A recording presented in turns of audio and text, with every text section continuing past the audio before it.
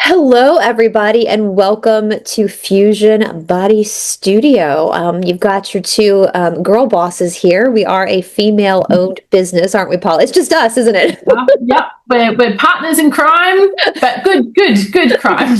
Yeah. Paula, we're coming up. We're going to be dropping this video on February, where did my mind? December 20th, 2025, which is actually our year anniversary. Happy birthday, Fusion Body Studio. Yay! 1 year anniversary. I'm so proud of us. Me too. This is so amazing. It's really quite an accomplishment, I think. Oh my God, yes. And it's hard when you have your own business. With our audience watching right now, you guys know, like, if you're a business owner, like, it is freaking tough too, because especially the first few years. And I have to say, most businesses, when they start, the first few years, they're in the red, and we haven't been in the red. We've been profitable in that, and we have our students to thank for that. And we obviously, our students are what, if we didn't have students, Paul and I would just be talking to each other. Yeah, pretty much. I mean, there's nothing wrong with that, but still.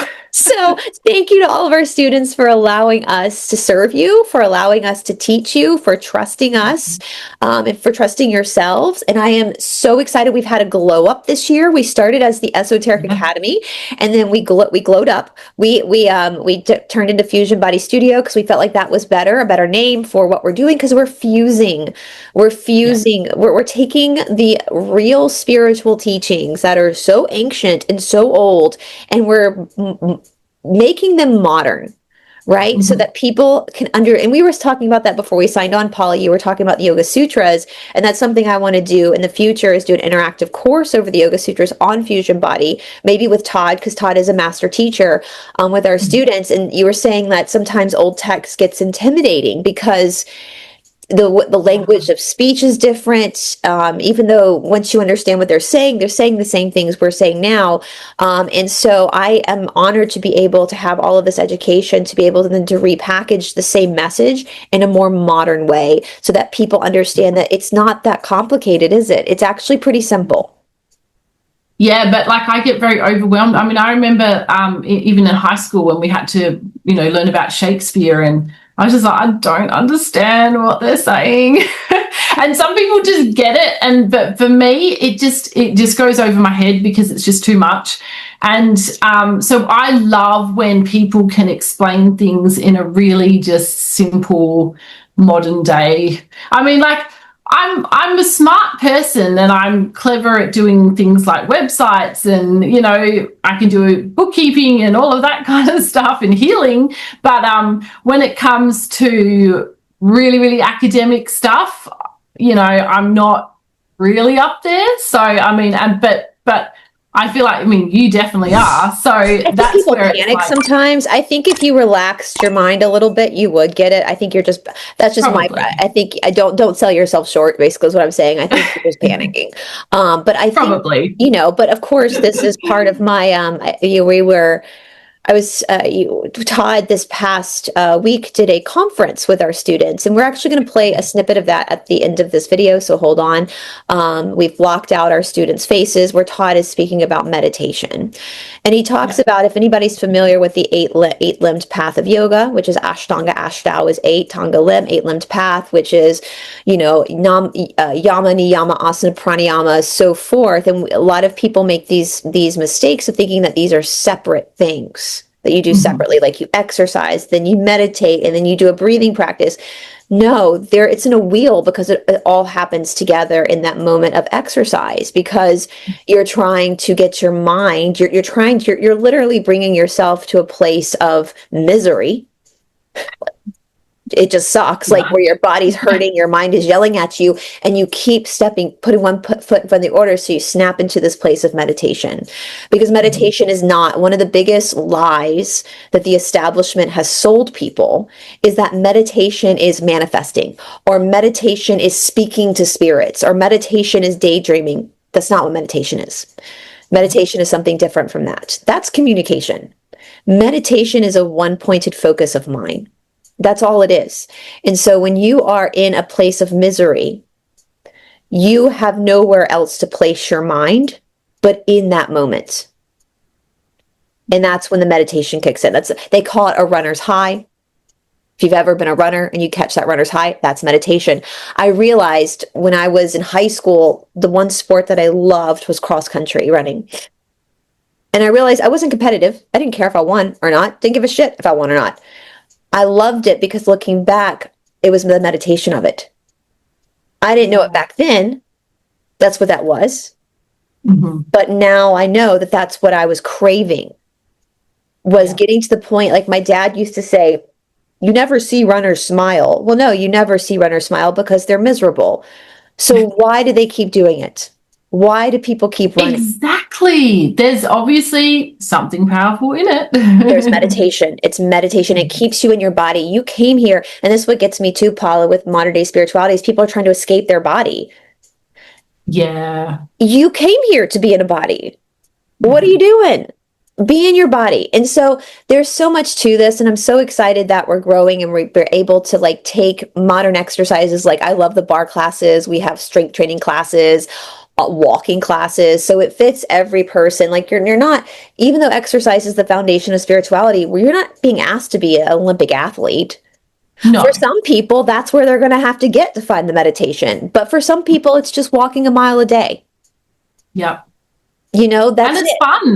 That's what I love about your classes, is that they're fun. I'd say the ABBA one's probably my absolute favorite because I just love the ABBA music. Oh, the ABBA ones? Yes. Yeah, that was fun. That was a fun one. And we have today, you guys, as the 20th, our year anniversary, our last workout of the year, our first year, is a workout that is created by all of our students. I have them send me all their favorite moves. And so I've weaved them together to make one final 2025 workout because why not, Which right? is the coolest idea. Let's just celebrate it, right? Let's celebrate. We've got bar for men now, which is becoming, Yes. I've heard from many people, that's one of their favorite is the bar for men. And we do it a little bit different than the bar fusion. And so we really want to help people find that. And Todd, bless his heart, he's such a sport to do. He's not a dancer. He's a yoga person. So the fact that he's been willing to do this on camera, to be the guinea pig for bar for men, speaks volumes. And yeah, you guys. So do we want to go ahead and tell her before we get into the episode, Paula, do we want to talk about our special code? Yes, absolutely. So we've created a special code for everyone. We're offering 40% off, and the code is NEWU26, all in capital letters. We'll add that in at the link in the description box below. But basically, you can use that 40% off to it'd be more worthwhile to if you're going to purchase the quarterly membership or the yearly membership, because 40% off is a huge discount, and then that's it for the whole year basically. And you can enjoy and explore, but even before you make that payment, you still get the 7-day free trial. So you can give it a go. If it's not for you, then you just cancel, and we send out, like, we've got automated emails that get sent out to remind you that before you get charged, because I hate that when you do a trial of something and then you forget about it and then you get charged. So we've got the automatic email coming out to let you know, and then if it's not for you, just cancel. But if it is for you, you can completely change your life. I mean, we have been slowly interviewing people from Fusion Body Studio who have been sharing their experiences with us. And their stories are just, I mean, it just makes me cry. Yeah, me too. It's amazing what people, and that's the thing is, I think so many people judge others so harshly. Like you see somebody at the gym or at your yoga studio and they have this super fit body and they really are look very athletic, and you judge them like, oh, it's easy for them, but you actually don't know what that person has been through. And it's not fair to judge them, and that also isn't fair to you. To think, you don't compare your chapter 1 to somebody's chapter 10, and to hear what other people, and it's so funny. I meant to tell you this, Paula, and I think I tagged it. I can't remember if I tagged it on Instagram or not. I'm paraphrasing. They had done this study of women who consistently work out, because we see a lot of, especially with women fall off. They start a program and then they stop and they start again. And so they started studying women specifically who never stop, that they just keep working out. Someone like me, who for 20 years, I've just consistently, and they found that women who consistently are able to stay disciplined, it's because of one thing. They're doing it for their mental clarity. Yeah. It's not Yeah. about vanity. It's not about, it's for their mental health. And that's kind of what where meditation is, right? It's your mental health. It's, if you're doing a workout for vanity, it's going to fall apart at some point. Absolutely. And I mean, I'm one of those women that have been on and off, start again, stop again over the years.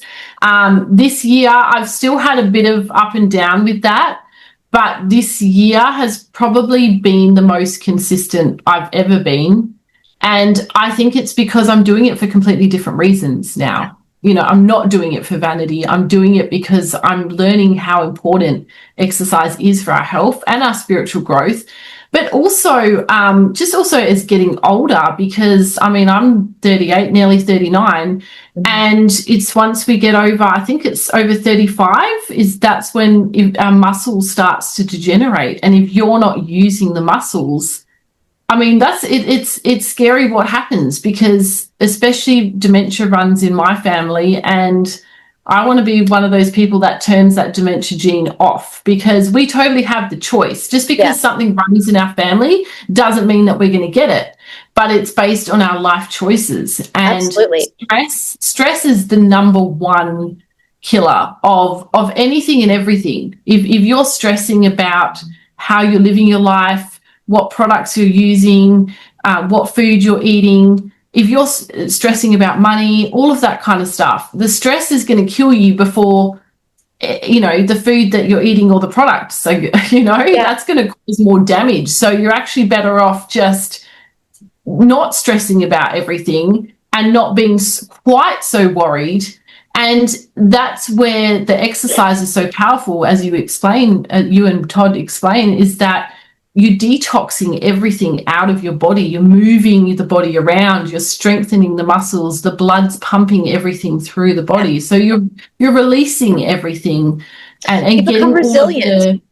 you do. Yeah. And it helps with dementia, helps with, you know, Alzheimer's. Legs.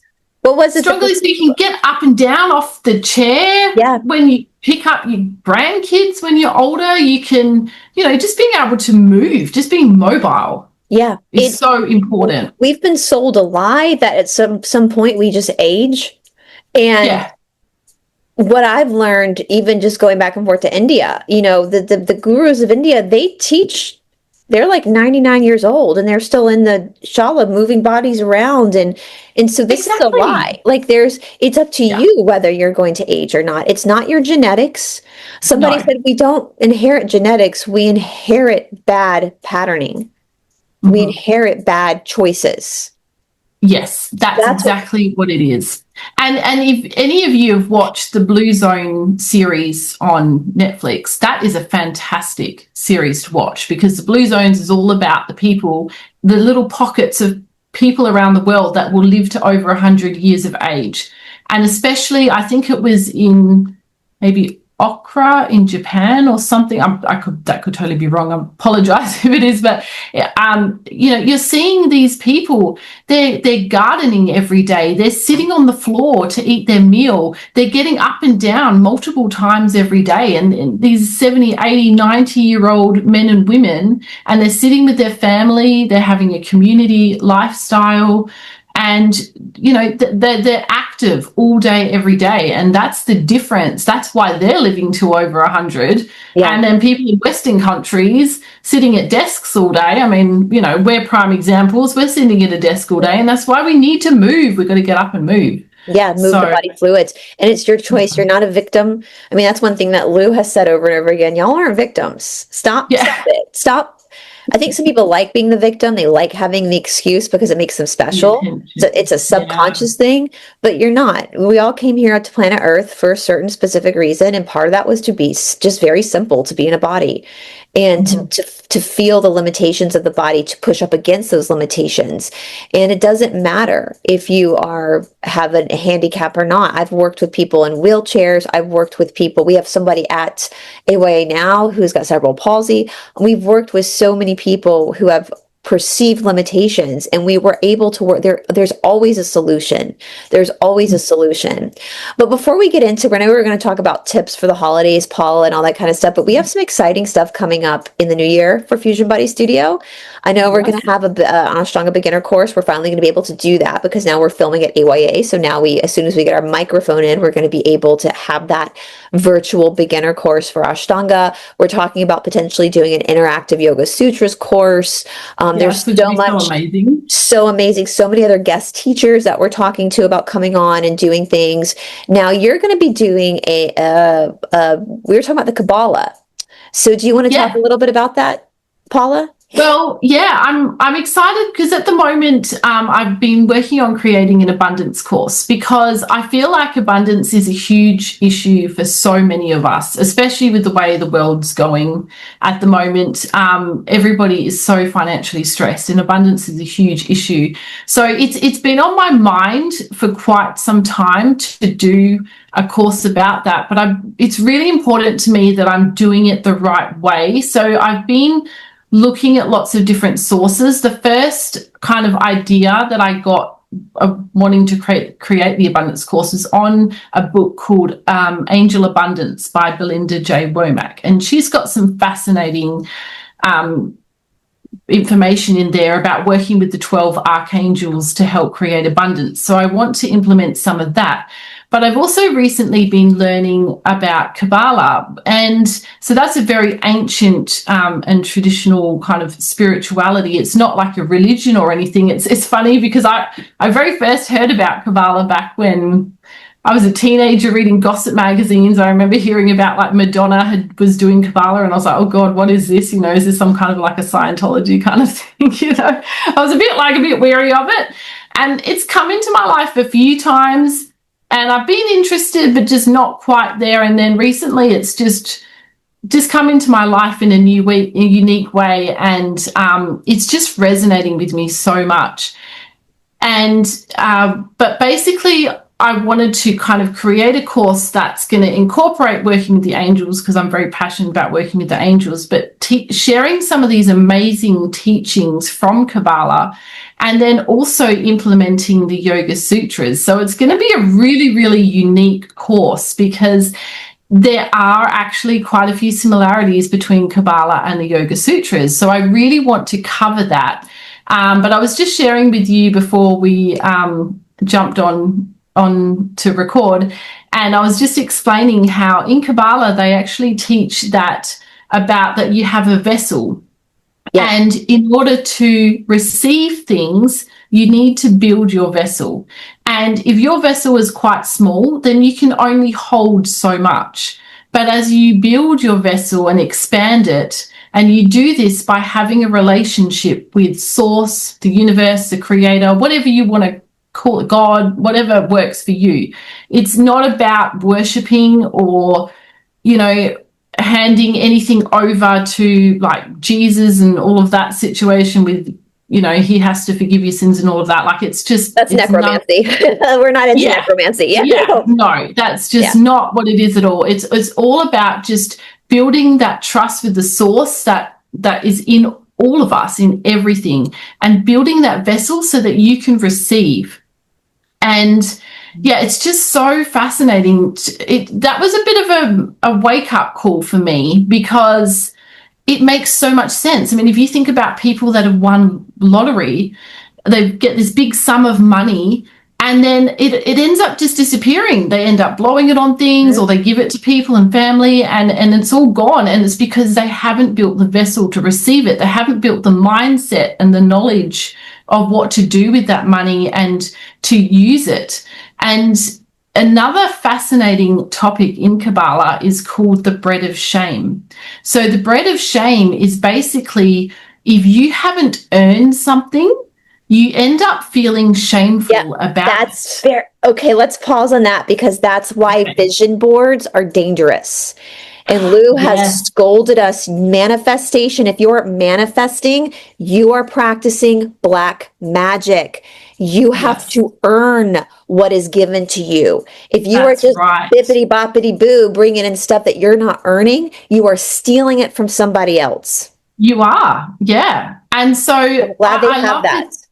I love this concept. And the perfect example of this is if you think about children that come from a wealthy family. And if the parents haven't brought the child up to understand how money works and how they and have some kind of agreement in place where they can't receive their trust or something until they've earned or reached certain achievements in order to get that, then when everything's just handed to a child, they end up having resentment and shame about it. It's all on a subconscious level. People don't realize, oh, I feel shameful about this, but they'll go off and they'll do stupid things. You know, they might waste their money on drugs or partying and doing reckless things. They have to find their own self-worth. They haven't earned it. No, they haven't yeah. earned that money. It's just been handed to them. And so I love that I just think that's such an important concept. So I'm going to be adding all of this into the course. And where that comes from, so this is why we talk about like having the mindset for it. So Yoga Sutras 3.38, so the third pada, Sutra 38, says these powers are obstacles to samadhi, but appear as attainments to the worldly mind. So Patanjali is saying attachment to siddhis reinforces ego, which blocks liberation. So what does that mean? A siddhi would be like a magical power, like being able to manifest, being able to pull things in. And this is what caused Atlantis to fall. Yes. Because and that's why in yoga, we spend at least 10 years just studying the first two sutras before a teacher will ever look at the third and fourth sutras with you, padas with you, because you have to shatter your ego before you're given these gifts. Because if you are still living in ego, it's going to backfire. Yeah. And it's going to either force you to totally just obliterate yourself into nothingness, you're going to soul smash, or you're going to go service to self. Yep, 100%. I mean, if you think about, if you've got a cup and if you're pouring water into that cup and, you know, it can only go, depending on how big that cup is, you can only receive how big that cup is. And the rest is just going to overflow. So even if you magically were able to bring in a huge amount of abundance, like the lottery, for example, it ends up getting taken away from you because you haven't earned that. No, and you have to know who you are. That's the thing about yoga. You have to know, like, you are not your bank account. You are not your material possessions. I listened to Allison Mack, who just got out of prison from Nexium, and she said something pretty profound that I thought, well, that's yoga. She said, I realized when I was in prison that whether I'm sitting in a prison cell or in Monte Carlo, I'm still the same. I'm still me. Yeah. And so a lot of people put their self-worth based on material possessions. And material possessions aren't bad. That's why people like, we were talking about 50 Cent and P. Diddy. Like, look at both of these men are super wealthy. They've earned their money. For better or for worse, they've earned it. But 50 Cent knows who he is. Yes. We also know he's a wanderer, right? He's sixth density. So look what he did with his money. He used it to protect others. He used it to be of service to the world. What did P. Diddy do with his money? He used it to serve himself. Yeah. And so I think, too, we have to also realize a big truth that which when Lou said this, I was like, duh. I don't know why we didn't realize this. There is no such thing as infinite energy here. There's not infinite. Which, at first, it took me a little bit to get to understand that concept because I was like, what? I thought, you know, we live in an infinite universe.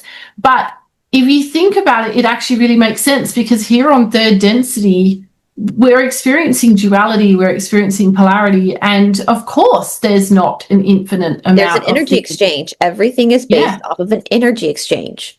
Because there is not, you would not have theft, you would not have black magic if there was infinite energy. And that's also the thing, that's also the main rule of Prakriti. Prakriti is anything that is nature. It's anything that has a birth, a life, and a death, a beginning, a middle, or an end. And because of that, it's in fluctuations of change. So of course it's not infinite. Of course it's not. It has a beginning, a middle, and an end. Yeah. To be infinite is the soul. And the soul has absolutely nothing to do with Prakriti. The soul has nothing to do with how much money. The soul has nothing to do with personality. It has nothing to do with physical body. The physical body, Yeah. the personality is just the learning lesson of the soul. That's why exercise is important, because it gives you that learning lesson, so that when Lou said, they were like, oh, duh. And then you start to see where the controlled opposition has screwed up our thoughts. And what's happening is, so people start to steal. They start to Yeah. value themselves based on what they have or their personality. And so they start to do these. I mean, how many people do you know, Paula, who've made vision boards? Oh, heaps. Yeah. That's black magic. Yeah. That's black magic. If you want to be rich and have a big house, fantastic, but you have to earn it and you have to work on yourself so you're responsible enough to handle it. Because if Yeah. you're not responsible enough to handle it, it's going to backfire on you. You are responsible for, I was listening to the conference Todd did with you guys, and how we are karmically, according to the law of one, the moment we are born, we are karmically responsible for ourselves. Hmm. It's hard for us to like accept that kids are, Yeah. but It we is. start developing karma the minute we're born. And so we have to be very responsible with what we're given. And that's why I love that you're going to do that. And, as the Yoga Sutras, if this is all new to you guys listening, remember it takes 10 years in traditional yoga of working on yourself, working on yourself, working on yourself before a teacher will even remotely sit down and start talking to you about the siddhis. Because they want to Yeah. make sure that you're not going to use this, that you're not For the wrong. for the wrong Mhm. reasons, that you still have an ego. Every time we have a body, we have an ego, but we Yes. understand what that is and that that's not real.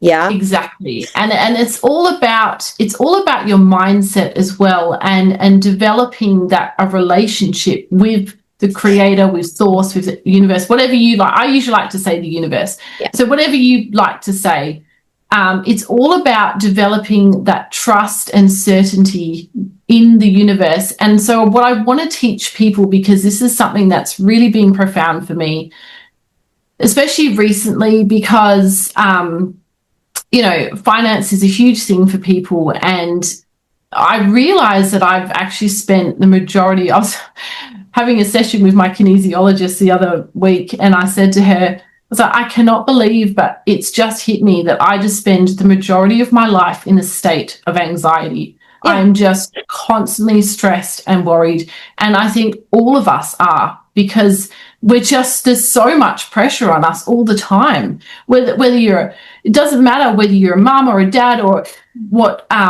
whether you work full-time or work part-time, or what you do, we are all under constant stress and pressure. So what I love about what I've been learning recently is just about how to surrender to the universe and trust that the universe is going to provide for you no matter what happens. Yeah. And yeah, you can have, like you said, you can have a nice house, a nice car, and all of that kind of stuff. That's not what it's about. What it's about is just letting go, because the ego wants to be in control all the time. It wants to know what's going to happen and where the money is coming from and all of that. But if you can just move past the ego and just relax into and trusting that you are going to be provided for no matter what, oh my God, the peace. Yeah. It's just, oh my gosh, it just helps so much. And I've just decided, like, I just don't want to live like that anymore. I'm just so sick. And I've had my money stolen. I've had so much stolen from me, and I'm still maintaining every month, and I've learned a lot of lessons through that as well. And I think that refinement is what happens. And you have to, so many people, again, you have to be able to work. We didn't come here. I see all these people, especially in certain communities, that think that we're just not supposed to have anything bad happen to us. And when I hear that, I think, how spiritually dumb are you? Like, that's dumb. Like, Lou calls us dum-dums a lot. Like, you came here for the ride. When we have things happen to us, that's where we gain that wisdom and that spark of life. And we start to learn, like, I've had everything taken from me. But like Allison Mack, I'm still Brice. I'm still here. And so what's that soul? And I've learned that I can go without a lot of things and still be totally happy. Being at peace doesn't mean that everything in your life is perfect. Being at peace means that you're maintaining peace when everything is chaos. Exactly. That's what it's all about. It's about staying in that mindset where you know that you're okay no matter what is happening to you, because it's just, and learning how to stop reacting to situations and to learn how to respond instead. Because your thoughts are not you. Your thoughts are not. Your thoughts are not. That's the Yoga Chittavritti Nirodha. That's the second sutra, the first pada, basically right at the very beginning. Patanjali's like, stop believing everything you think. And think about that, Paul, like we talk about, even when we get into the woo stuff like channeling. We know that 99% of people who say they're channeling aren't. It's their imagination, because they don't know how to separate their mind from them. And that's why you've got to do the work of breaking down your ego. To know what's to have that discernment. And so people get very offended. Like, I'm not a big fan of trance channeling. I think most trance channeling is bullshit. I think it's people's egos and their imagination wanting to be special. And especially when I look at the person and I can tell they don't work out. Like, what do you mean? Because that's where you first start to realize, like, that's the simplest. Like, when you're on a run, like people who've done like long runs, I know you've done, and you feel your mind yelling at you, but you keep going. That's when you start to learn, oh, I'm not these thoughts. There's something else inside. This is just an organ that's doing what it does. The brain's going to brain. The heart's going to heart. The lungs are going to lung. The body's going to body. The Lizzies are going to Lizzie. It's just doing what it does. The bad guys are going to bad guy. But your soul is something totally different. It's that silent watcher. It's like when people get, I say all the time, and we're talking about letting go, like the roller coaster ride. Like, that's what your life is. You bought a ticket, you got in the roller coaster ride, you buckled up, you start going on the ride, and when that cart goes upside down, how many people hug the seat when they go upside down? But if you just let your arms go and enjoy the ride, even in the scary parts, you're going to stay in the seat. But you're not the seat, are you? You're not the ride. You're the person in the seat. So your soul is in the body watching everything happen. So if that makes sense. And that's what you have to learn before you can start to get into these heavier, working with consciousness, basically, so that you're responsible and you're not causing harm to yourself or others, because you understand. I mean, for better or for worse, look at Mr. T. He's super rich and he's been able to provide for people and help people. 50 Cent, but able to provide. But then you see the opposite, like the McDonald's of the world that use it to harness more power for themselves. The Epsteins, all like, so it's so cool. I'm so glad you're doing that. So it gives you that that power for the student to understand the potential for both, because whether good and bad, like we learned this in yoga, like when we say karma, like good karma or bad karma. Karma itself is neutral. It's neither good nor bad. It's just action and reaction. We put those labels on of good or bad. So if you do bad things that affect others, that's what's going to happen. It's going to affect others, right? It's people say that's not fair. Well, that's not what we didn't come down here for fair. No, we didn't sign up for that. No. And that's been a big learning lesson too, because in the new age fake spirituality world, you're kind of made to believe that things are very different than what they actually are. No, but we need simple those challenges. Yeah. Yes, it's very simple. It just is what it is. Yeah. Just having to deal with it. Yeah. But we do need those challenges. We need an enemy to fight against. I mean, there's so many stories of people fighting against the darkness. And then what happens from that? They become somebody completely different. But if you don't have that challenge to break you down, I've gone through I've gone through some pretty full-on stuff in my life, and just not last year, the year before was probably one of the toughest years of my life, where I just basically just broke down and just felt like I was just basically doing just basic tasks each day, because I just felt like my whole life had just completely fallen apart.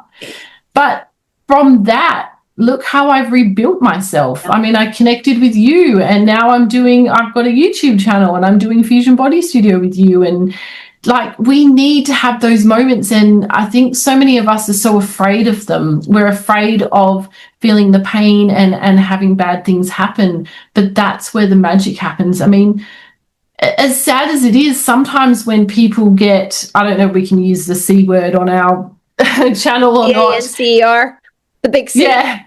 But, you know, sometimes it takes somebody to get that, and their whole life completely changes. And then the whole family realizes, wow, life is so important. We need to be present. We need to be here. We need to make the most of this, because you could lose somebody the next day, you know? Yeah.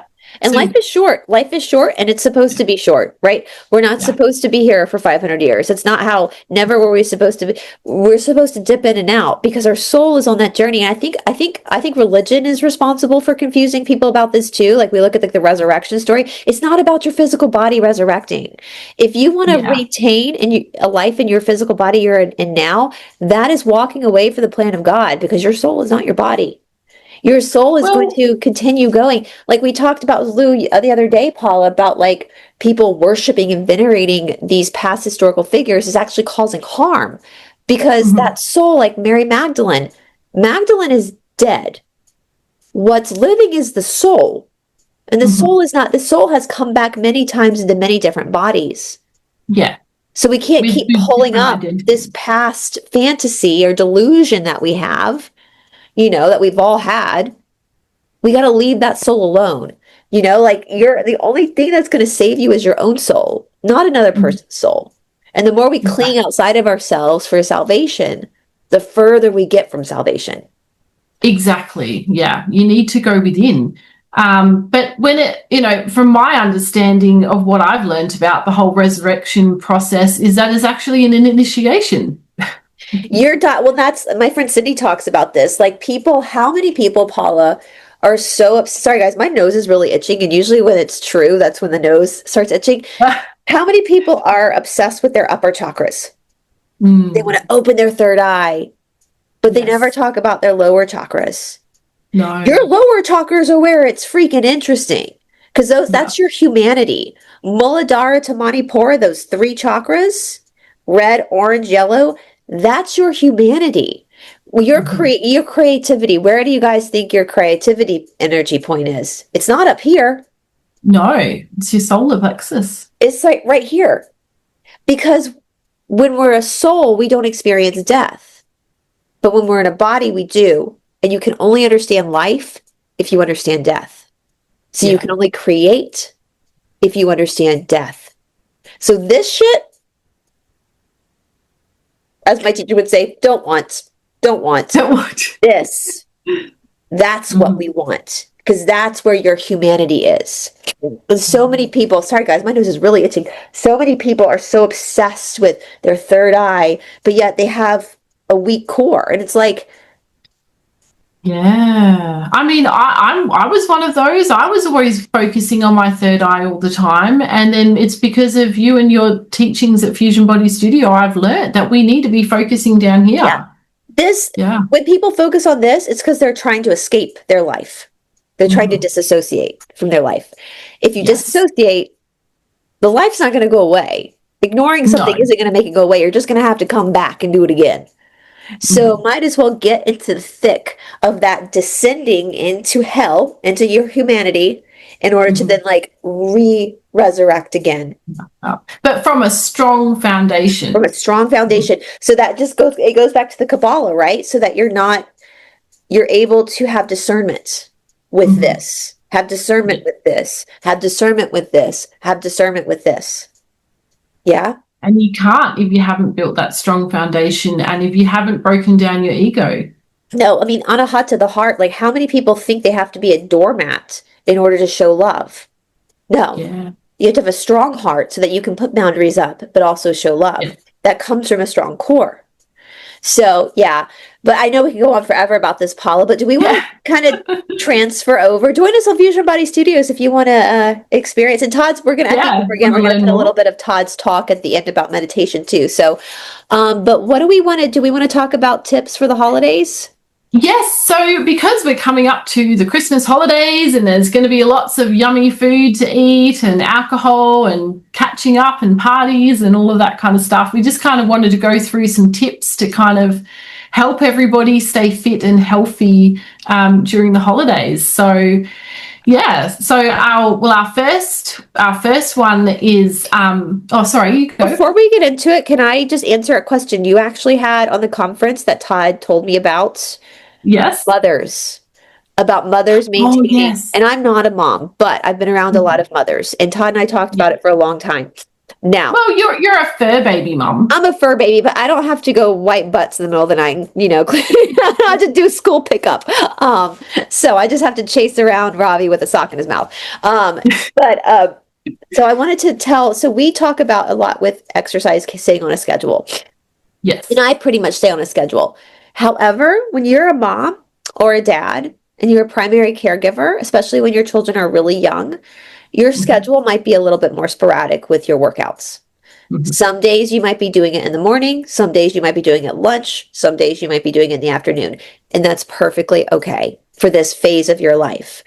In India, when we go to India, now Mysore class in the United States or other countries, you have from like 5:30 to 8:30, you can come in at any point. But when you're in India, you're given a specific call time because there's so many people.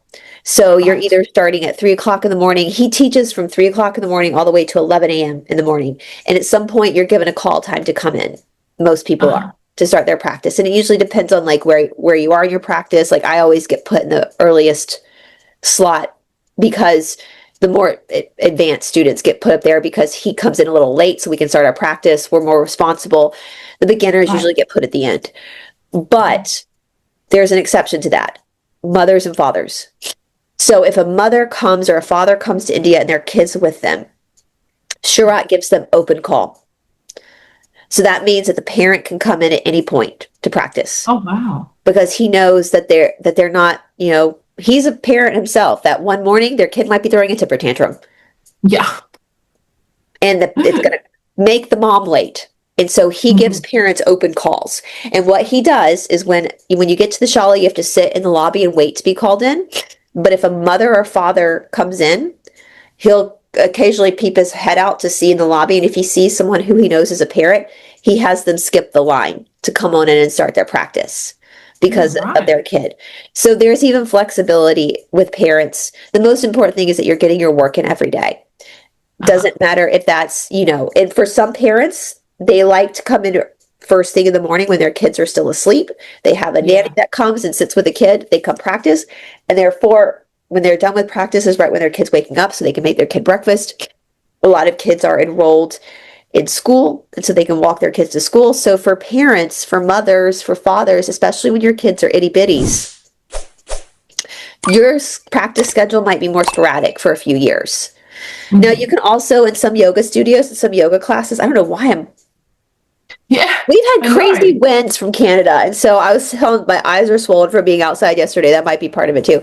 But for itty bitties too, a lot of times you can, if you find a class, like a yoga class you like, you can bring your kids. A lot of teachers will let you bring your kids and let the kids like color. I let kids come in and they sometimes just color in the back of the room while the practice is going on. I had a student in Mysore, a single mom, who would bring her son every morning in the early morning hours, and she would make him a little bed in the back of the Mysore room, and he would sleep while so there's things to work around it. So I know you had that question, Paula. Is there anything you want to add to that before we move on?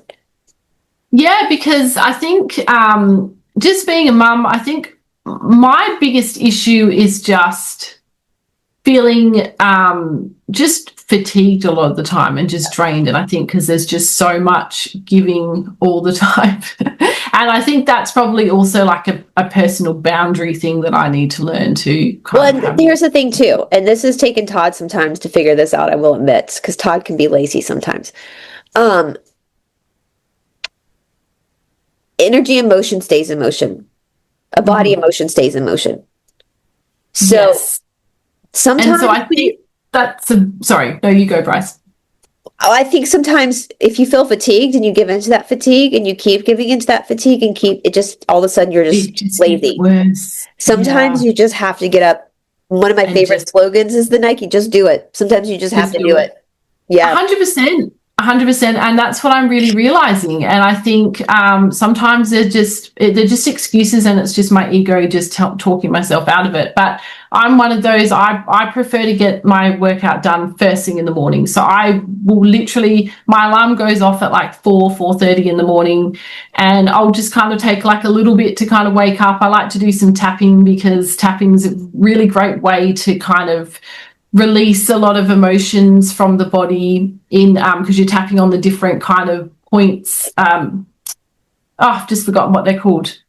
Meridians. Yes, meridians, that's it. Just tapping on the different meridians on your body and focusing on whatever the issue is and helping to clear that up. So I find that's a good way to help me kind of wake up. And then I get up and I like to do one of your workouts. Like this morning I was practicing the sun salutations, and then I was doing some I've got a few dumbbells, and because I really want to strengthen my upper body, so I'm just kind of working on that at the moment. And I do all of that while Scarlett's still asleep in bed. And that just works the best for me, because then she starts to wake up as I'm finishing off, and then we get up together and we go have breakfast, and it works out perfect for me. Yeah. Because I find if I don't get it done first thing in the morning, trying to get it done later on in the day is just too hectic for me. It's hard. Yeah. And that's just, every parent's going to be different. But yeah, watch the lazy, the fatigue, because I feel fatigue all the time, you guys. Like, I'm constantly trying to talk myself out of it, but I know I let that voice happen and I go, thanks for your input, but we're going to be fine. The hardest part of a workout is the beginning, the first 7 to 10 minutes. Once you're in it, though, you're in it. Once you get into it, you get into that flow, and then you start to move and it feels good. Yeah. And next thing you know, the hour's done. Your hour's done, and you're, so, all right. Well, if any parents have any more questions about that, let me know. And I mean, Todd even we have students that come into my store who will, it's so funny, they'll leave their kids just sleeping at their house. Some of their kids don't even know that their mom's gone. And we let those parents have their cell phone by their mat just in case. So a lot of teachers will work with parents on that. And so yeah. All right. So shall we get into the holiday tips, Paula? Yes. I'm sorry, guys. I have to apologize. I know, I feel so bad for you. I feel fine. I was telling Paula we got hit with ferocious winds because Canada had a vortex, and I went to walk yesterday to drop books off in a free library. I don't know if you can see my eyes. Like, they were watering so bad from the wind, and this morning it's just all coming. So I apologize. I know it's so gross, but I'm going to mute myself while I blow my nose, and I'll let you get started with the tips, Paula. Oh, you poor thing. I feel so bad for you. But yeah, so the first one that we wanted to share with you guys is just basically the holiday reality check. And that's basically just reminding everyone that, there is no perfection. And, Christmas is something that only happens once a year. Thanksgiving only happens once a year. We want to enjoy those times, and basically just really enjoy the good food, but just doing it in moderation. I think that's the problem, is sometimes I never like eating till I'm so full, because I actually just personally find that really uncomfortable. I personally like to just, like, I don't really worry too much. Like, I'll dish up dessert, and I'll dish up all, like creamy potato bacon, things like that, because I enjoy food. I eat real butter, and I drink. Well, real butter's the best for you. Exactly. I don't like the processed. I like to eat traditional Greek style yogurt, and I like to have, with no flavoring added. I like to add like cinnamon. Sometimes I'll add some honey, with berries and things like that, nuts and seeds. I love, like, that's delicious. So I'm very much about having the real food, not the processed food, but having it all in moderation and enjoying the good things. Like you say, for Thanksgiving, you're going to have the pineapple casserole, because it's you came here to be human. Somebody asked someone the comments under our Lou, like monks have it wrong. Yeah, monks have it wrong, 100%. Yeah. And I've known that. We talk about that in yoga. I've known that. Your job isn't to cut yourself off from the world. Monks have it totally wrong. They need to be in the world. You need to be living your life in your culture. You came here to be, I'm an American. My soul chose to be an American this life. So Thanksgiving is a part of that lesson. And so you need to celebrate with your family and your friends. And there's so many people that adapt to spiritual practice and they shut the rest of the world off. You're doing it wrong if that's what you're doing. You know, your practice is supposed to support your life. Now, what I will add to that, Paula, and this might be the more you get to know your body, the more you're going to learn what exercise really help you with food digestion. And so for me, between Thanksgiving and Christmas, I always up my cardio because cardio really helps with my digestion. And so I'm doing that intentionally. We have the Alchemy of Movement workshop where we talk about the different movements and what they do for the body. So if you figure out what physical work helps you with digestion, do more of that in this time period so that you can enjoy the food and get it moving through your body. I also want to add in, so I'm just totally in love with castor oil now, thanks to you.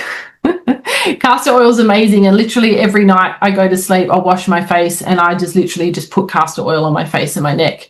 And because I had tonsillitis last week, and I actually think that because I was putting castor oil on my neck every night, I actually really think it healed so much quicker because I was doing that. But you can put just a few drops in your belly button when you go to sleep, and then you wake up in the morning and then you can go to the toilet quite easily because it really helps doing that. Another thing I just want to share is massaging. So just massaging your own body is actually, so sometimes if I've got enough time after I've done my workout and then my meditation, if Scarlett's still asleep, I'll actually just give myself like just a quick over body massage before I have my shower and I find when I do that on a regular basis, that helps my body with the digestion so much, really helps to flush it out of your body. So that's another little, it only takes 5-10 minutes. You don't have to do it for always twist right first instead of left because that's your ascending colon. If you twist left first, you're going to constipate yourself. So always twist right first. The way we set up yoga asanas, we're doing it looking at the vital organs in the system, the liver, the kidneys, the colon. So trust what a teacher is telling you to do in the manner in which they're telling you to do it, because that's helping your body work its natural pathways. I also like this quick doable movements you have here, Paula. Now 10 to 20 minute workouts. I would say 20 to 30 minute workouts. 10-minute workouts are not going to do shit for you. No. They're not going to. You have to bring your body to a certain point. So 20, and we have some 20-minute workouts on our platform. I'll only ever do minimum 20 minutes for people because otherwise there's really no point, if that makes sense. Yeah, but the 20-minute one is one that you do your stretching, your own stretching afterwards. Yes. Yeah, so that kind of moves you into that 30-minute mark. Yes. And I love this fun ideas, holiday themes, walking challenges, dancing while cooking. The end of workout class that I'm going to be filming for everybody is going to have a bunch of Christmas music in it. And some bad Christmas music too. We've got some F-bombs that are in that playlist. So we've got some gangster, we got some 50 Cent in there. We've got, so it makes it fun. It makes it enjoyable for you to this time of year. Absolutely. I mean, that's what you want to do. You want to enjoy it all, enjoy the process, enjoy the exercise as much as you can. Yes. I'm looking at what else, what other things do you want to talk about? This one here about choosing worth it foods. So choosing like your intentional indulgence. So basically kind of just thinking about which foods that you love the most. Like for you, maybe on Thanksgiving, it might be the pineapple casserole. Yeah. So you might want so for me, it's like, pecan pie. I've got an American friend and she makes the most amazing. Today we had a little picnic for our kindy class and she'd made this delicious pecan slice, and I'm just have pecan pie in Australia? We do have it like at little coffee shops and things like that, but it's not really, really big, It's huge here. That's a huge pie. Yeah. And pecan pie. she makes it from scratch because she's amazing. And yeah, it's just so delicious. So I was like, you know what? I'm going to skip something else and I'm going to have 2 lots of the pecan pie. Do you know what? I've done this since I was a little kid. Do you know what I do when I have pecan pie? I scratch all the pecans off and I just eat the sugary stuff. The syrupy stuff. I'll tell you a funny so good. Some people say pecan pie, and my dad used to say, "Do you pee in a con or do you pee in a can?" So that's why we say pecan pie. But chess pie, I love chess pie. That's one of my favorites. It's a big holiday dish. Pie? Let me pull it up for you.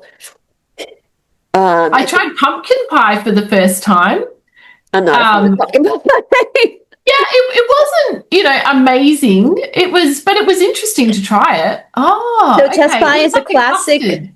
Southern a custard pie with rich sweet filling made from simple ingredients like sugar, eggs, butter, cornmeal, often flavored with vanilla or lemon. I prefer the vanilla, but lemon is also pretty good. Very Southern. So, over here we call that a custard tart. It's not tarty for us. It's not. No. So a custard tart is literally just like, it's just got the base and then it's just got thick custard, like a really thick base. Yeah. It's sweet. It's very sweet. Lemon might be a little bit kind of have that tanginess to it, but I prefer the vanilla. But that's my favorite. And we only really get, some people do a key lime chess pie. Oh yes. Yeah, I like key lime. And so that's my favorite dessert. Of all desserts is chess pie. So I will always look for the chess pie. Some people call them buttermilk pies. So so find what you enjoy, because again, as you're saying, we only do this once or twice a year. This is not something that you're doing every week. It's a special occasion. Yeah. And you wouldn't want to be doing it every week. No, you get tired of these foods. They would stop being special. Exactly. And that's, this is one thing, like I get frustrated with society. I'm just thinking here of kids and toys. But, so they've got all these toys that you want to have, and they've got all these collections. So there's like 10 to collect. And it would always frustrate me because I'm like, it's not special when you have 10 of something. It's only special when you have one of something, one special doll. Like I had a one baby born doll when I was growing up, and she was everything to me because, I only had one of her, but it's just, and so that's how you got to kind of think about it. It's these foods are special because you're only having them, once or twice a year. Yeah, absolutely. And make the most of it, but don't eat to the point where you get sick, because I hate that feeling. That's awful. Also, I just want to add in, just with the whole digestion thing, this might sound a little bit weird to some people, but I love linseeds or flax seeds, they might be called over in America, and also like chia seeds. And I find I just love adding a teaspoon of them to salads, to cereal. I don't eat cereal, but porridge. Like if I have porridge, I'll add some to that. Just all kinds of different foods I'll eat. I like to just add that. And when I add that in, I find that really helps with the digestion. Or also, like if you can get an LSA mix, which is linseeds, sunflower seeds, and almonds, and they've been grounded up together into like a powder, and you just add like a teaspoon or two of that to whatever you're eating, like soups and anything. And I find that just helps so much with digestion, because I'm somebody that struggled with constipation. Me too. A lot. Yeah. Me too. I actually mine is so bad. I have to use specific herbs that I take to help me. Right. So, and I know I have to double up sometimes in the holidays, and that's okay. That's okay. Yeah. So it's totally fine. I like this stress and family dynamic, sneaky eating triggers. Yeah. What the Ram Dass said, you think you're so enlightened, go spend a week with your family? Oh my goodness. I know it does. And a lot of family arguments can happen. Certain families, they just get really touchy at Christmas time, and they can end up arguing. So so just kind of making sure that you're not dealing with those emotions through eating. Go for a run. yeah, go for a run, take your dog for a walk, Yeah. take your little Don't talk about 3-year-old to the politics park. at the don't talk about conspiracy theories, anything like that at the Yeah. dinner table. Just do you want to be I'm actually not a fan of Eckhart Tolle at all, but there is one thing he has said that I actually really like, and it's do you want to be right or do you want to have peace? Yeah, I love that. I Some love that. some arguments are not worth having. I like to say all the time, pick your battles. Yeah, pick your battles And and just when you've got a 6-year-old, you're going to pick your battles because I'm not going to argue with her about what shoes she wants to wear or what outfit she's going to wear, but I am going to argue with her about brushing her teeth. So you just got to pick your battles. yeah. And do that with your family, you know? Yeah, like you said, don't bring up those topics that are touchy subjects for people. Who cares? Yeah. Yeah. You want to enjoy your time together. I actually like the last one too, the post-holiday reset tips. Listen, guys, like this is what I'm saying. Christmas Day, if you can, do a workout in the morning if you can. But the 26th of December, after you've had all that crappy food to eat, rest. Just rest. Yeah. Let yourself have a food hangover. You can get back to it on the 27th. Yep. You know? Yep. Is there anything else you want to talk about, Paula, in that list? We can actually maybe even put the list in the... Yeah, I was actually thinking we should include this either in the description or we could even just I can make it into like a PDF that people can just grab off the website as well. Yeah. Because I think that would really help to for people just to kind of have this to refer back to remember. And don't stress, enjoy it. Enjoy the holiday parties, enjoy everything. Unless you get hit by a vortex from Canada and all of a sudden your nose and your eyes start watering like crazy on camera, because we're going to blame Canada for this situation this morning. I apologize, guys. We're filming this on Monday the 15th, and yesterday the 14th, we got hit so hard I was telling Paula, with a vortex from Canada. Wind was crazy, and it just hold on, I gotta blow my nose again. It just really kicked up my sinuses. So is there anything in closing you want to say, Paula, was anything you learned from Todd's conversation before we close out with part of his conversation? Oh man, I loved the conference call with Todd. I think I probably did most of the talking, answering the questions, but it was so helpful, and I really loved starting off with the meditation. That was really helpful, because like I've said to you off camera, that sitting meditation just never really resonated with me. It's not real. Seated meditation is bullshit. It was controlled opposition. As Lou has said that, like, and we know that in yoga too. Like, who does seated meditation? Like, you go to India, they're not doing seated meditation. Yeah, they're doing yoga asana. But we over here, we think that that's what people are doing, because that's the what powers that be want to get you to disassociate from your body. The powers that be want you to have to read, as Lou said, some people have done third density 20 times. That's at 1.5 million years on this planet. That's the math, because every cycle is 75,000 years. And it's because you're doing shit like seated meditation. And you're disassociating and you're going off into the clouds, into la la land, thinking you're some ascended master, thinking you're some reincarnated being, when you're actually who you are now. And that's what you need to focus. It's so simple. Just be who you are, live your life, know that your soul is not your body, but your body is a tool, a vessel, a Shakti of your soul learning experience. And that's that. That's that. And then you move forward into the next existence. So yeah, he talked all about that. Like, he's made many mistakes with seated meditation in his life too. He talked about that. Yes. He was led to believe that's what it was, and it's not. No, my teacher in India, his teacher, multiple teachers in India will tell you, do not do seated meditation. What are you doing? Incorrect. That's not real. That's not how this started. It all started with movement. You can't think yourself into awakening. You can't think yourself into enlightenment. You can't think yourself into awareness. You have to move yourself into that place. Yeah.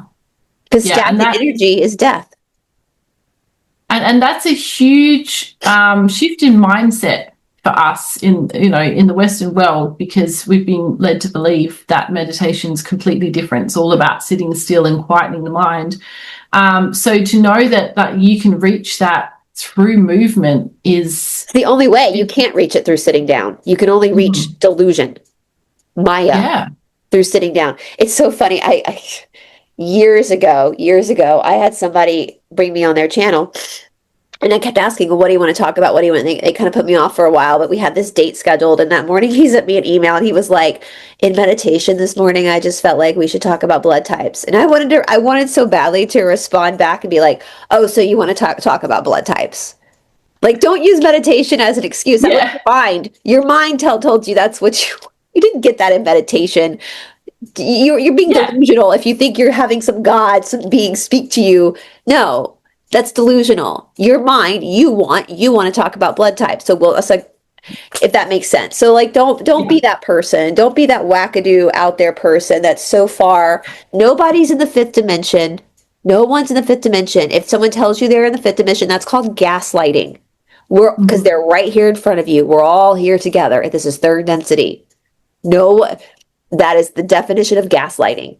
Like, because Paula, like, you're seeing me here with you in third density, but if I'm saying, no, I'm in the fifth dimension, like, what you're seeing, what I'm telling you. I wouldn't see you. Yeah, exactly.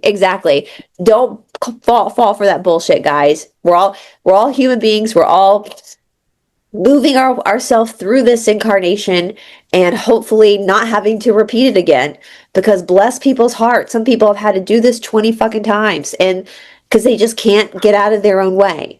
And so, anyway, our hope is to help people get through with this so we can move on out of here.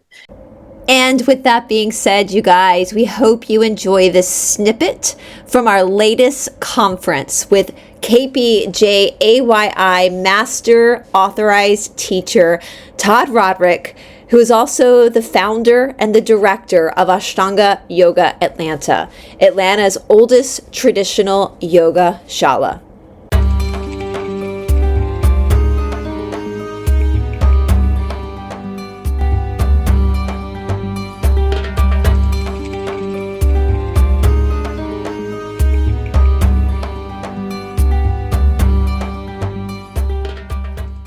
All right, cool. Hey, everyone. Hi, Todd. How are you? Good.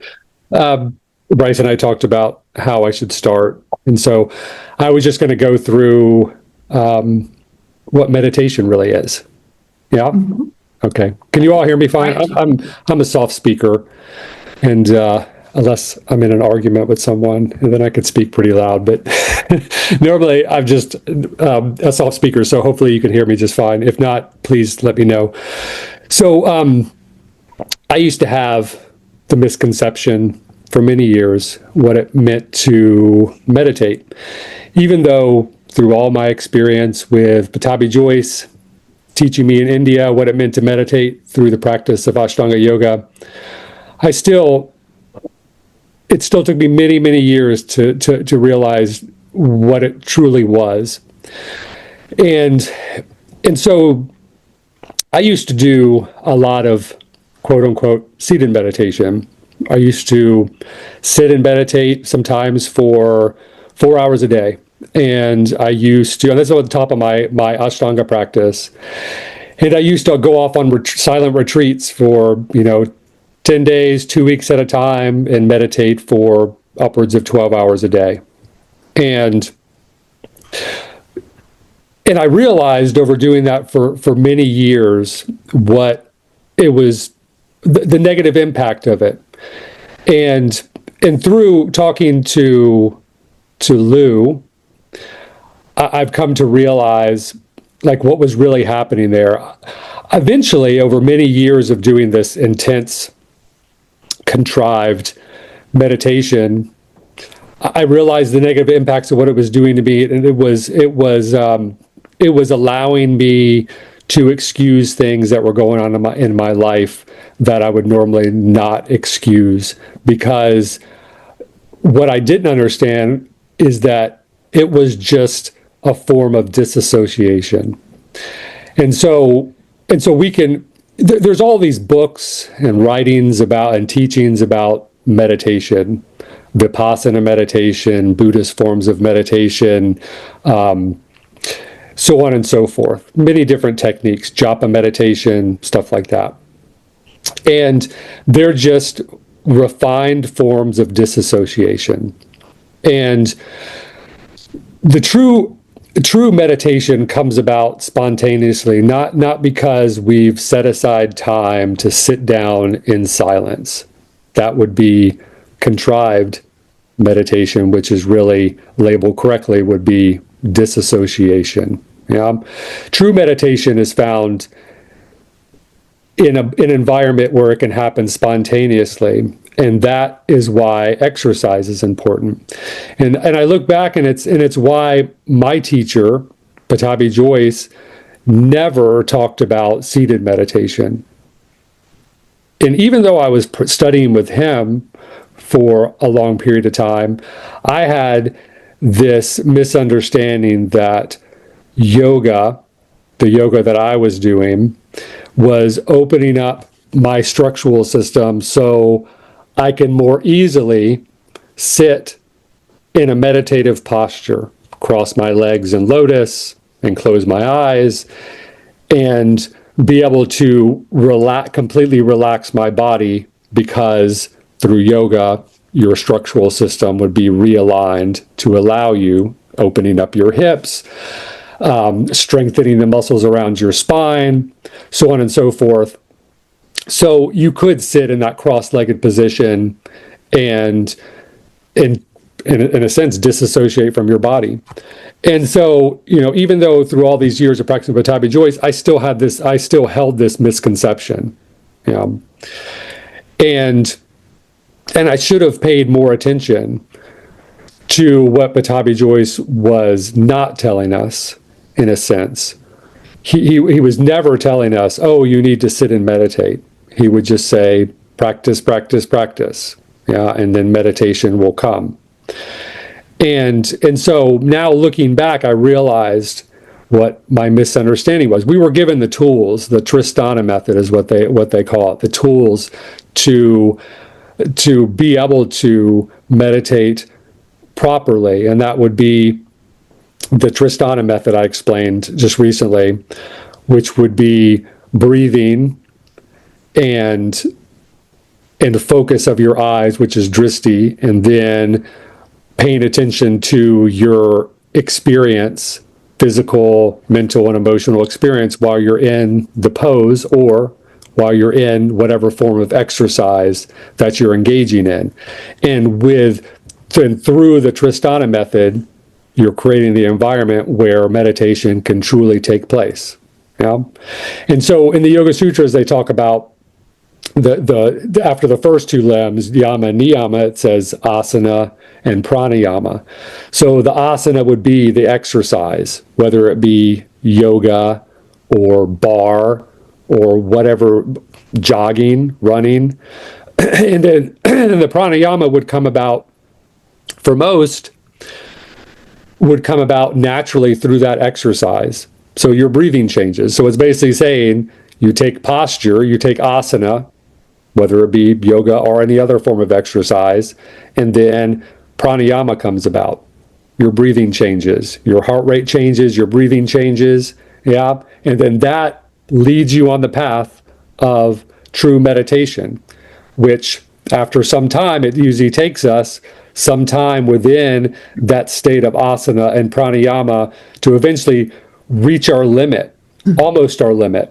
So it's like within that exercising that you're doing, you're working your system to the point where you almost feel overwhelmed, and you're watching your body's response to that, and then you just keep pushing through. And then when you think that you couldn't go anymore, you hit the meditation, and then you're in it.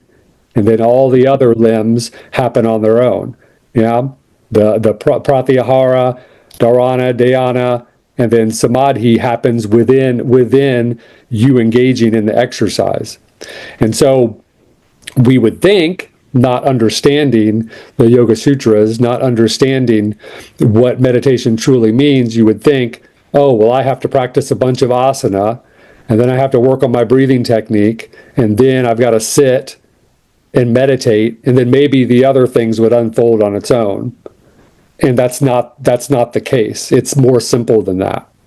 Yeah. And so I just wanted to share that with you, my own misconceptions and how far I took that. Yeah, because it was many years of intense meditation, and luckily I sort of woke up on that on my own, because I think that I went in so deep and so intensely, with that I just eventually just like threw up my arms. It was just like, no, this isn't right. To get dull, have half of your system and mind sort of doled out, and then the other part overly sensitive. Yeah, because when you do that much meditation, disassociation, there's this flip that happens. You're very aware of your internal landscape, but you accept external situations that you wouldn't normally accept because you're so numb. Yeah. And so, yeah. Any questions? So because like I've heard that lots of people can have incredible spiritual experiences from like going to like an ashram and not talking for, days on end. Yeah. So is that sometimes delusional, or is it beneficial? You can have some incredible experiences by relieving a bunch of stress.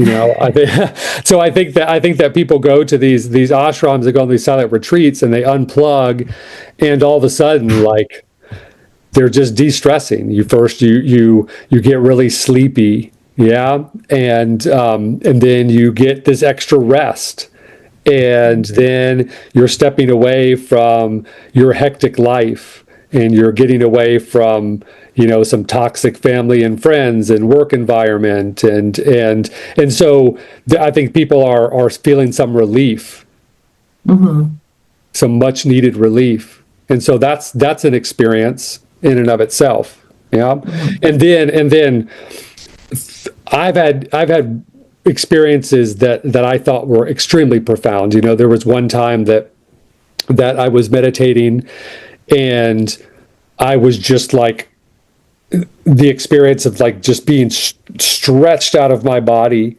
and feeling like that I was just pulled up beyond the earth and just like floating there, and I was even like seeing like being pulled through like clouds and sky, and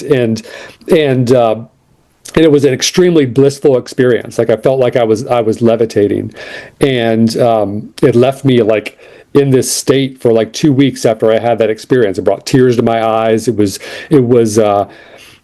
something I thought was like, wow, this is what they're talking about. This is like samadhi, and it completely screwed up my meditation for months. Like I would feel it coming on again, and I would get anxious, and I would be like grasping for it, like, oh my God, I feel like this is about to happen again. Like, did I unlock something?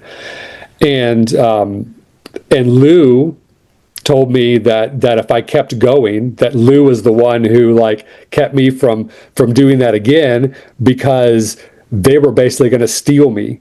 Like I had literally left my body, and they were gonna put someone else in it. And so, oh my God. Yeah. See, this is one thing I've been meaning to ask you, Todd. Yeah.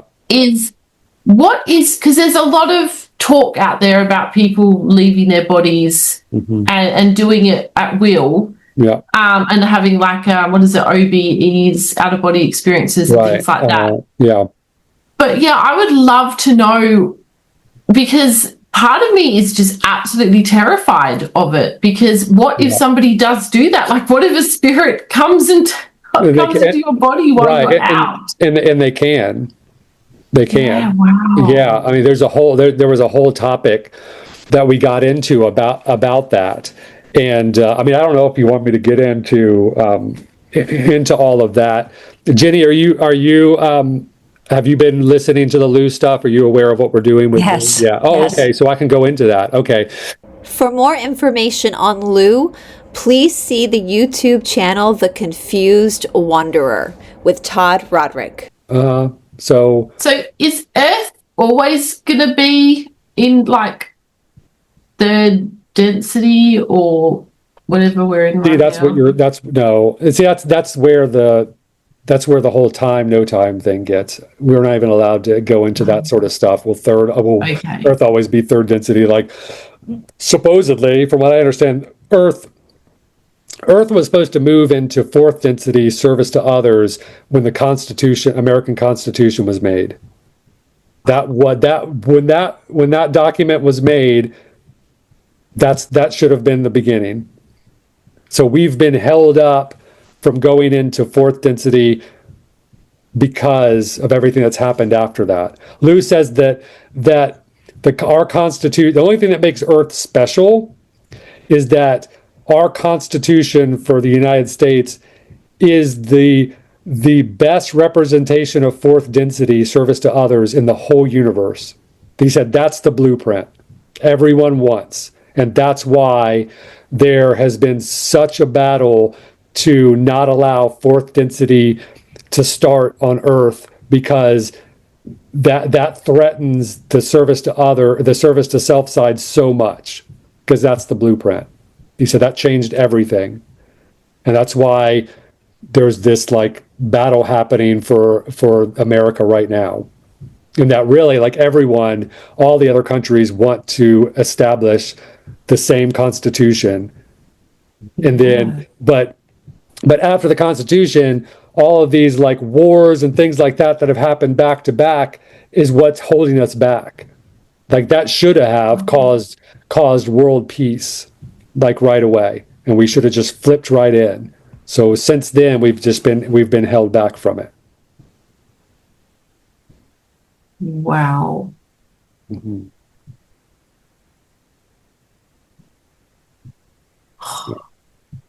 I don't even know where to go from there. I'm like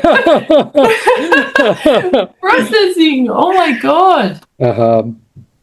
Yeah, but so we are meant to still move into the 4D positive, though.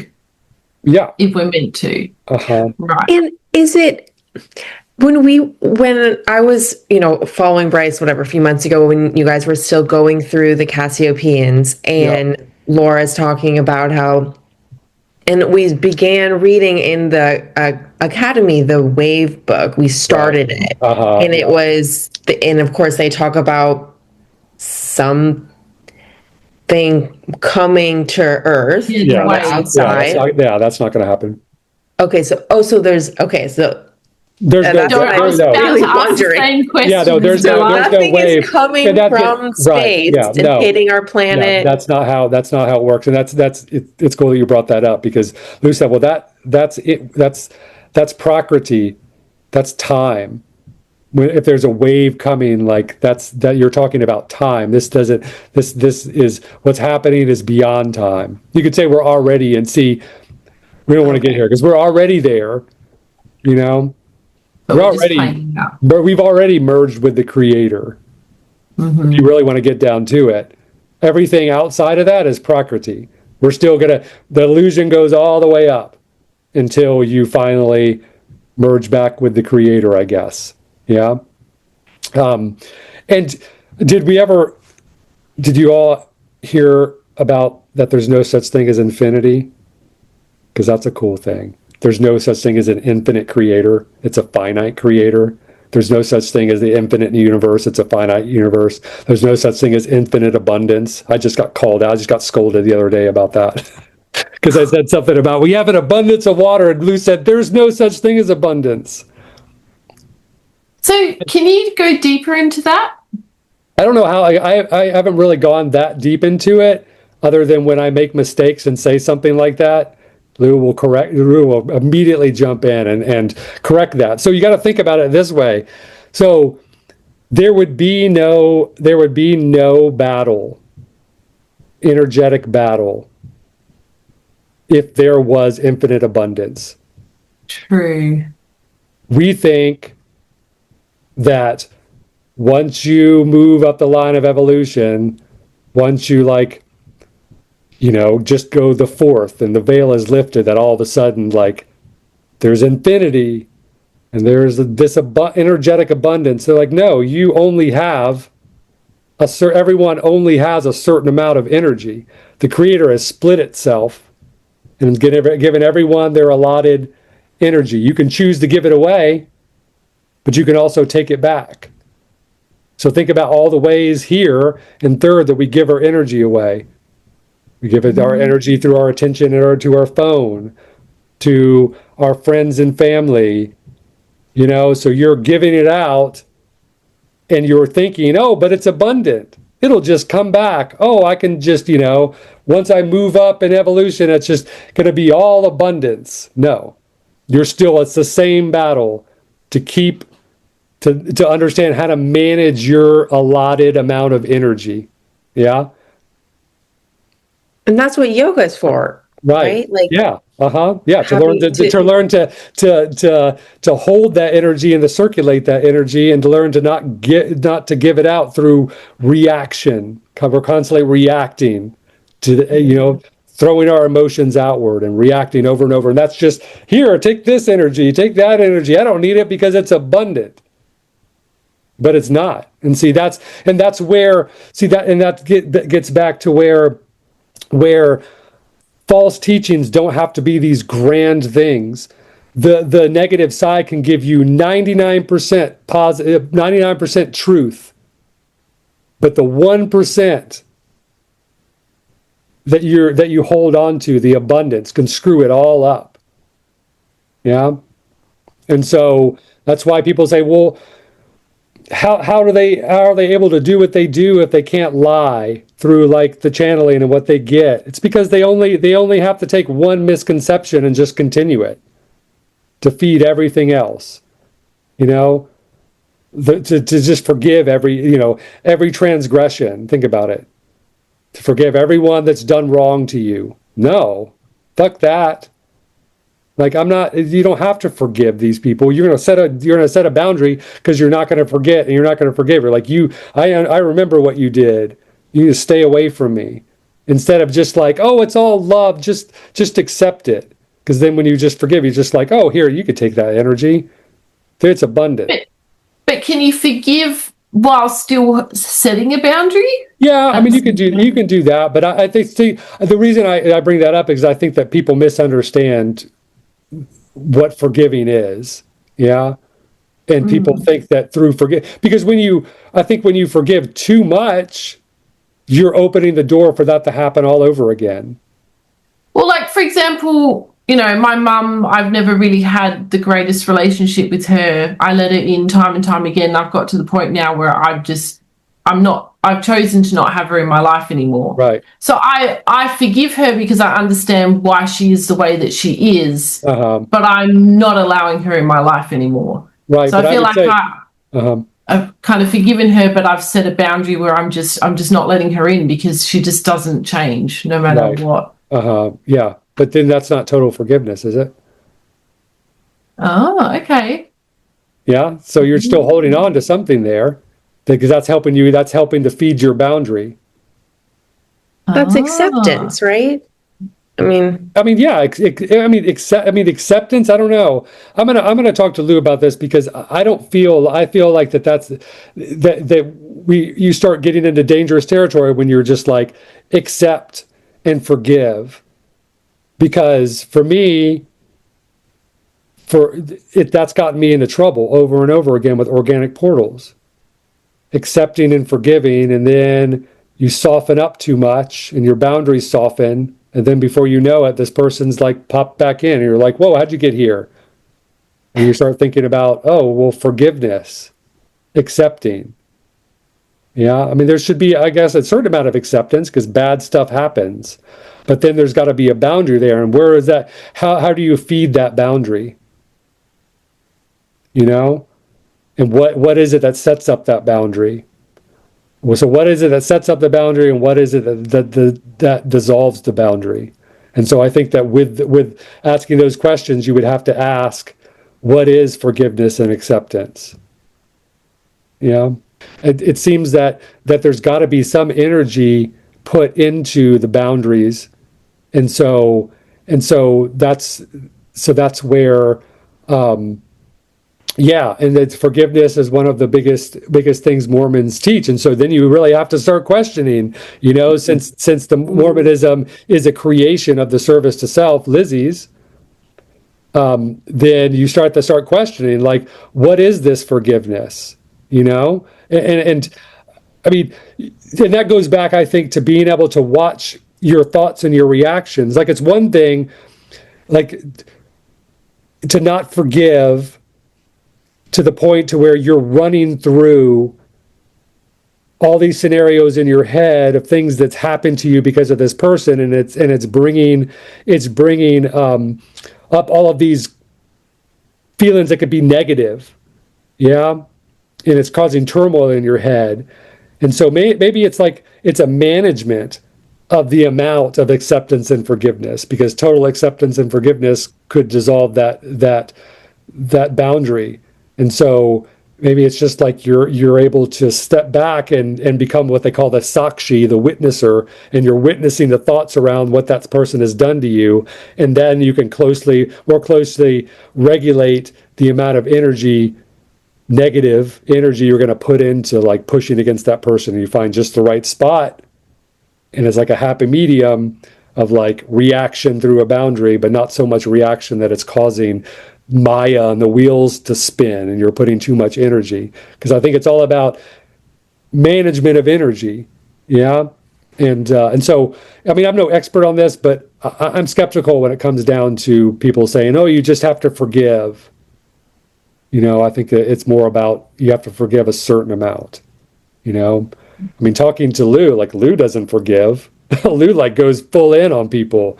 Like, Laura, like, that fucking bitch, like, you go get her. Don't let her, like, they get so upset. You got to see that planchette move when we're in private, and they talk about Laura. Like, they get so you could say, like, we think that, oh, we get into fourth density service to others and it's all love and light. Like, absolutely not. They get so angry. They're like, no, anger is a thing, and it's an important tool. You don't just grow out of anger. You don't just mature out of it. It's like it's there and it's useful, and so that's what's informing me on the whole, like, my attitude about forgiveness. It's like if up the line the veil is removed and anger still exists, then where does forgiveness fall on that? Because I would think forgiveness is an absence of anger. And so if anger still exists in the higher realms, then why doesn't the lack of forgiveness okay to exist where we are now? Because I would think that the inability to forgive goes hand in hand with anger towards someone who has slighted you. Yeah. So something to contemplate, and something I guess they would have to earn it back. Like, I mean, earn it back. Well, shit. I mean, the people I'm angry at and can't forgive, I don't want them back in my life to earn it back. Like, that's the whole boundary. That's the whole boundary thing. Like, you have proven yourself over and over not to be able to act, with morals and respect and empathy with me. So stay away. It's okay to cut people out. There's people in my life I never want to have anything to do with anymore, and I feel like that sitting with forgiveness is giving them too much. Like, it's like, I just want out of sight, out of mind. I don't care if that person even exists anymore. Well, I always thought forgiveness was for yourself, not for them. Yes. That's the only reason why I've ever practiced. And that's what I'm talking about here. It's that forgiveness is for yourself, because you have to manage the amount of energy you're giving to that person inside of your head, because they're not there in front of you. Mm-hmm. Or they could be sometimes, but when you step back, it is for yourself, because you don't want all that turmoil in your head. Yeah. And so you have to reach a certain level of acceptance, and I guess you could call that forgiveness,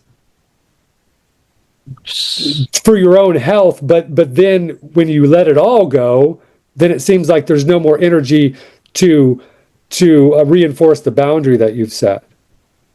Okay, So, so yeah, it's so- more like it's about kind of creating a balance with the forgiveness. Then do you think? That's the way I take it. Yeah.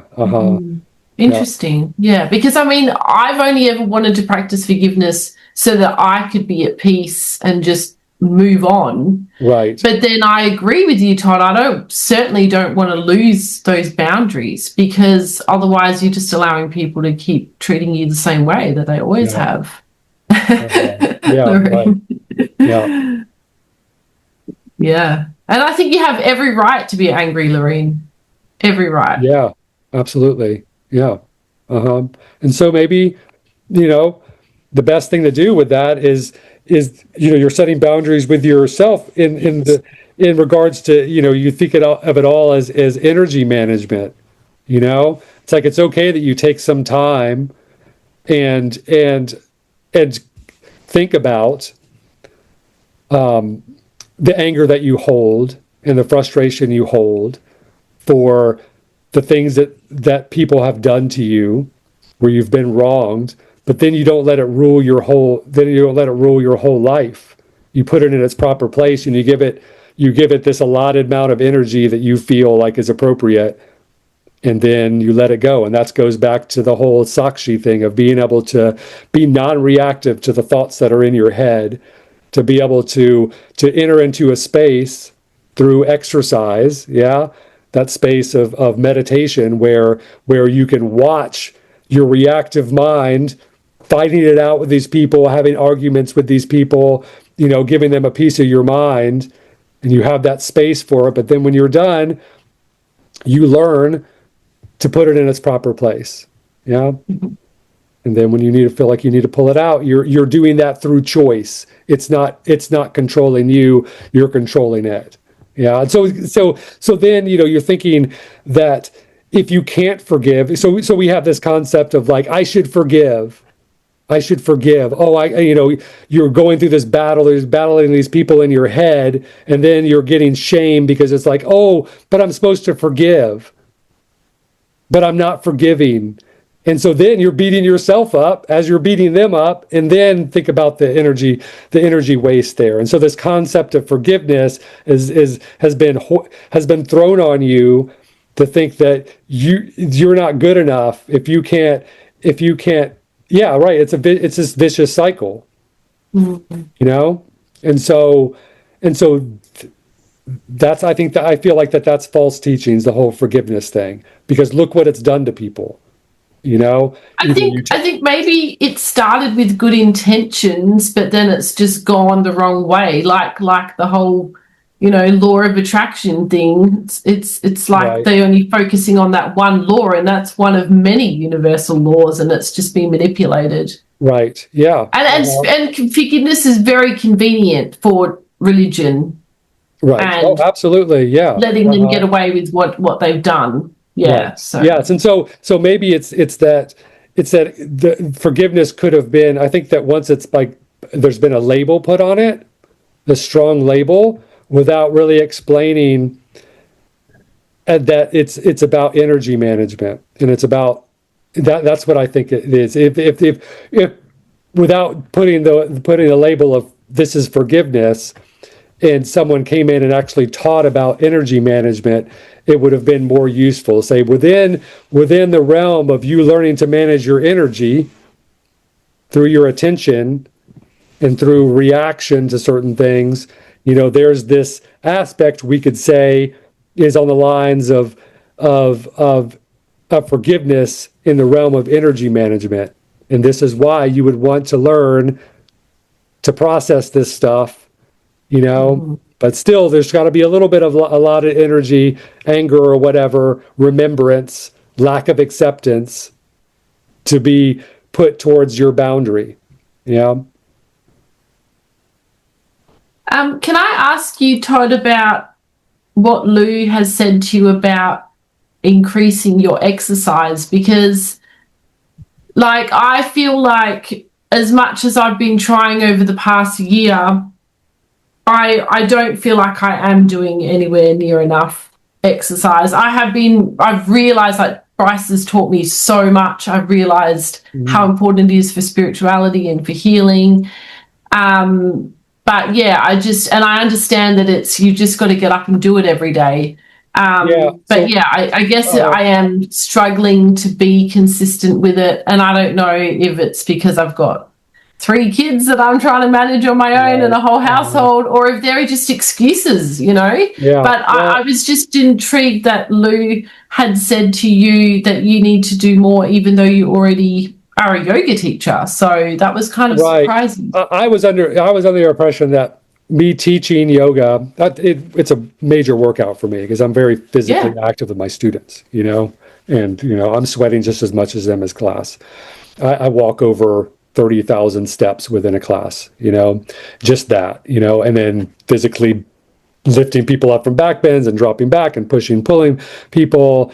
And so I felt like through my teaching and then through the, little 45 minutes I would do outside of teaching, that was good.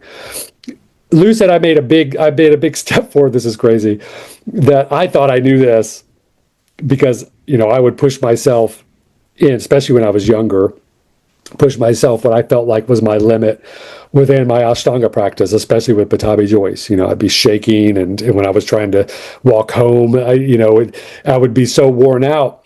But Lou was saying that just when Brice and I went to the mountains recently, that I made this big breakthrough. So Lou has had us do this 10-mile hike, hardest hike I've ever done in my life, and so hard. I mean, Brice and I could barely finish it, even being as physically fit as we are. But we were like 3/4 of the way done, and everything was cool for the first 3/4. But once we got to that last 2 miles, I was like, oh my God, this is like, I'm at that point where I feel like I don't even know if we're going to be able to get back. But we know it's like 2 miles away. And I was saying out loud, like, this is the most important part. Like, the whole first 3/4 of the hike was nothing. We didn't really get any benefit from that. It's that last quarter that pushes you into meditation. It pushes you into the absolute struggle of like, I don't know if I could do this, but you just keep going. And you don't even question, because you got to get back. There's no turning back, because it would be just as long. It'd be so much more further going back. And so Lou put us in this position that you could barely feel like you could finish, but you absolutely have to, because you got to get back to the car to get home. And so then when we got back and we talked to Lou was like, you made a breakthrough.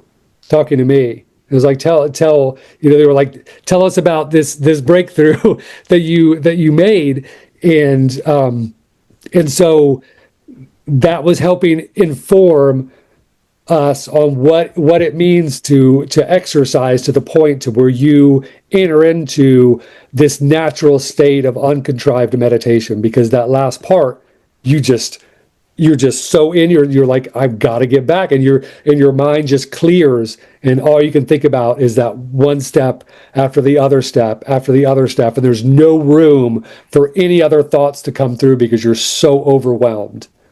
And Lou was like, let that inform your exercise. So should we reaching that point every day? I mean, I don't know about every day, I think yeah. But you could say that you want to reach that, but every day is going to be different, and you may reach that point within 30 minutes. Yeah. Maybe it wouldn't take you 3. It took Brice and I 3.5 hours, and it took us, really, you could say that it took us almost 3 hours to get to that place. It was only within the last 30 minutes that we were in the meditation part of our exercise. Yeah. Yeah. So, you have responsibilities as a mother. And so I can't give you personal advice on how many days a week you could do that. But for me, I've got to get to that point at least 5 days a week, or Lou's going to call me lazy. See, think if Lou had a chat with me, I think he'd be saying, Paula, you're being lazy. Yeah, it's definitely possible because I get called out on it. Even when I think I'm doing good. Yeah. It'll say, Todd, I don't know. I go through phases. I'll be really, really good for quite a few weeks, and then I have like a down bit again, and then I get back on track, and I'm good again for a few weeks, and then I go down again, and I'm just it's so frustrating. Yeah, you just don't give up, and there's been times where I haven't felt good. I just recently got over a back thing, which Lou says was part of my transformation that's happening right now, and a massive headache after that.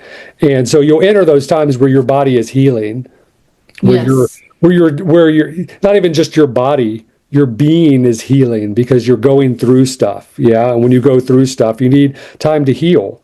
And so I've had like tonsillitis all week, and I literally spent 3 days just getting the kids to school and then coming home and going to bed because I just couldn't do anything else.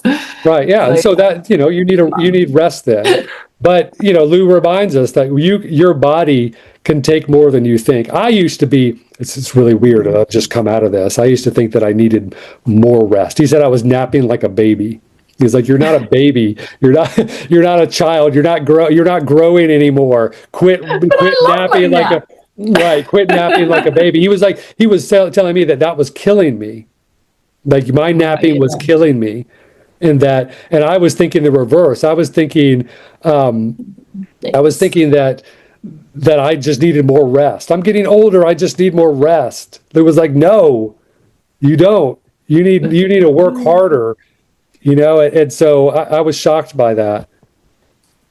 I know, isn't it? Yeah, I find that it's just crazy. And most of the time I don't feel like it, but I force myself to. This morning my back was hurting again, and I was like, oh, I got this conference with Brice's students, and I'll just rest. And then I heard Lou, don't be lazy. And so I just spontaneously just jumped up, did not feel like it, and just forced get on the mat and just go. And you're halfway through and you're just like, thank God I did this, and it's done, and you're even more thankful. And so, a lot of the time it's not going to feel right, it's not going to feel natural, it's not going to feel good. It's just like you force yourself to do it. And never have I done it, never have I exercised and at the end felt like, oh, I shouldn't have done that. So yeah, and then pushing through, like I don't take naps anymore, which sort of sucks, but anyway, it is what it is. And I'm always surprised at how much energy I have when I feel me like, oh, I should just lie down on the couch for a little while, just an hour, just 20 minutes. I'll just like ignore it and push through, and then I'll have even more energy than I ever thought that I was going to have, and I'm thankful that I did push through. And I get more done, and then I don't have Lou getting after me and calling me lazy, and yeah, getting scolded by Lou. Absolutely, it'll be the first thing. Or if I'm mean to Brice, say something sharp to Brice, first thing, and get on the board before they even introduce themselves. Be nice to Brice or be nice to Robbie. I'll get impatient with Robbie, and first thing, and then I'll say, who do we have with us? And they go, oh, Lou, LOL. So they definitely keep me in line. Oh, that's so funny. Yeah. I just wanted to ask one last question. Oh, no, sorry, Isabella, you go first. Oh, sorry. I always have something to say. No. That made me think of, when you think, oh, I'm tired, I should rest. I've noticed that, like, for example, right now I'm like editing all these videos, and it honestly makes my brain want to explode. And I'm like sitting on the computer and I'm like, my eyes are shutting at times because I'm like, this is just driving me insane. Right. But the best thing I can do is put on my jacket because it's really cold and like play a few songs and like walk really fast around the block. And then I come back and then I'm like, I can like do it again. Right. Yeah. Yep. That's great. Yeah. And I do that too. Sometimes when I start feeling tired and feel like I want to take a nap, I'll just get Robbie on the leash and go take him for a walk. Yeah. Yeah. When I get back, I'm feel like I'm renewed. Yeah. Yeah. And it also, when we first started this conversation and you were talking about how you were, when you were younger, you would meditate for hours and you realized that was disassociation. And then you said, really the real meditation comes from when you're deep in your exercise. So there's that.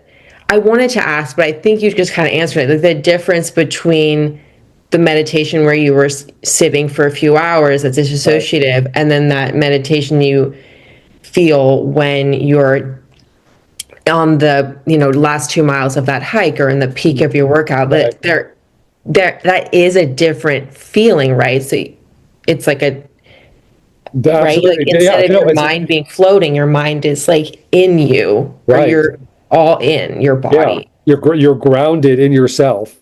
Yeah. And the energy is moving. That's the important part, is the energy is moving. When you're sitting, the energy is Oh, like, yeah. there's no energy moving. You're trying to, and so that's the important part here. We're thinking meditation is the absence of energy, but actually meditation is the addition of more energy moving. Yeah. And then also thinking that meditation shouldn't necessarily be what I would say contrived. Yeah. Like, okay, I'm going to sit right here, and I'm going to stop my thoughts, or let my thoughts stop. And that is, in a way, you're contriving this state that you think what that state is. Yeah. And that's more illusion.